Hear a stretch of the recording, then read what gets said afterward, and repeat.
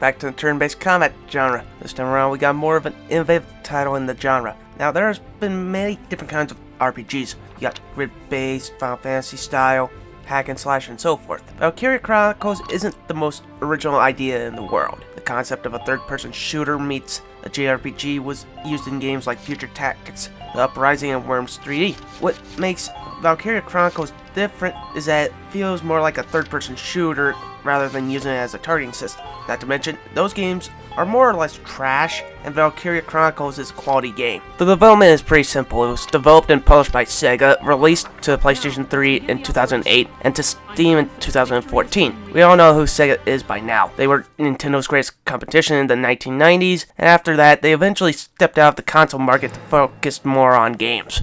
As for the team itself, they've had some experience in this genre. According to Wikipedia, the game's development team consisted mainly of staff that have been involved in the Sakura Wars series, led by producer Ryutaro Nanaka and director Shintaro Tanaka. Together, they desired to create a game that combined facets of their previous works, which included elements from the Sakura Wars series, third-person action elements from Nanaka's Nightshade, and role-playing influences of Tanaka's Skies of Arcadia. So going into this game, I had some but not a lot of faith in the development team working on it. As for the series itself, it has a bit of a cult fan base. In Japan, there's been a total of 3 releases starting on the PlayStation 3 and 2 sequels released only on the PSP. It's gotten such popularity in Japan that it's gotten its own mobile card game and anime. As for North America, it has been received fairly well here. Fans of the series are always anticipating new games, but I think it was kind of dooming putting Valkyria Chronicles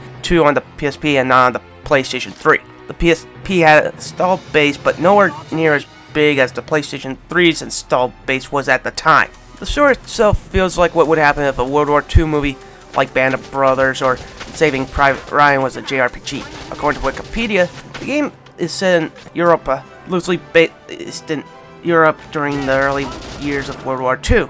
Because of its abundance of Radionite ore, which takes the place of petroleum in the game setting, the neutral nation of Gallia comes under attack from East European Imperial Alliance, which itself engaged in a war with the Atlantic Federation. Players take control of a unit of the Gallian militia dedicated to repel the invasion. The plot is very involving, and you grow to care about every character you use and want to see them survive to the end. The graphics are beautiful. This is a game whose art style will do the game favors for years to come. The art has a blend of anime character designs with influences of good World War II movies. Levels have a lot of dirt, grime, at times look like war paintings, yet all the characters have a heavy influence of anime in their basic designs. It blends together well to make a very unique look. The audio is also well done. The title screen alone is almost worth the price of admission. It gives you the feeling of being a general in the middle of a World War II setting where everything is on the line. If you can find the soundtrack, then definitely give it a shot. The voice acting is also fairly well designed. This plays into the gameplay, but every character has different traits like fancies men, fancies women, nature lover, and so on. Depending on the trait, their voice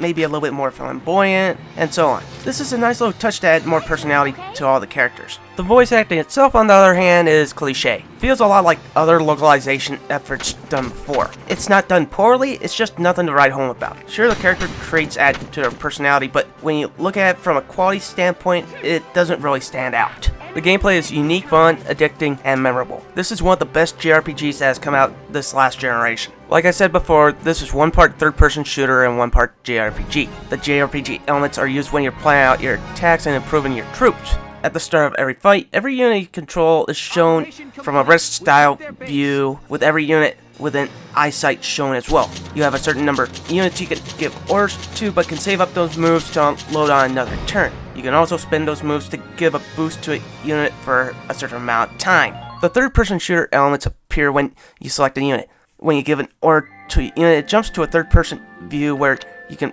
run to cover, go into aim mode, and fire at a target. This is where aim is also important. It's not like a JRPG where critical hits are dealt at random. You got to aim for the target's weak points, more likely than not their head, so you can deal more damage. You still got to deal with human error, but it's more realistic that way.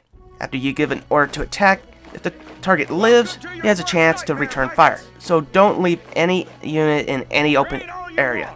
Also keep in mind that you can order them multiple times with an accuracy and movement penalty if you choose to do so.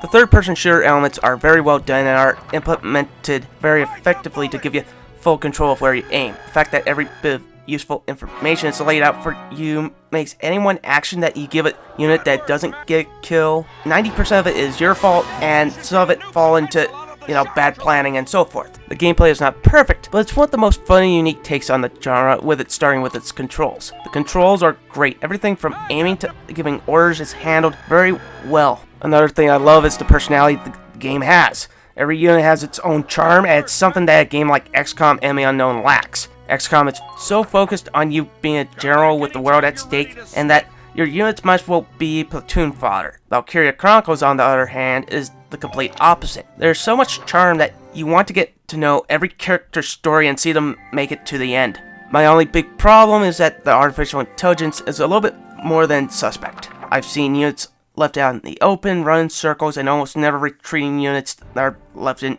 open areas. I know there's a hard mode, but it doesn't remove them from being bad decisions. I would have liked it more if the decision made by the artificial intelligence was a bit smarter and had more of a point to what they did. I also would not have minded if there was a online multiplayer mode, but at that point, that would have been icing to an already pretty good tasting cake. With that said, this is a great playing game that if you've already beat XCOM Enemy Unknown and the expansions, you should go check it out. It might not be as tactical as XCOM, but it's got more than enough personality to make up for it. Overall, Valkyria Chronicles is a great game. It combines one part third-person shooter and one part JRPG to make a pretty fun game. Not to mention the graphics are good, the soundtrack is worthwhile, and if Sega brings out a few more Valkyria Chronicles games to Steam or to PlayStation 4, then this might create an incredible experience that will be remembered for years to come. I give it an 8 out of 10.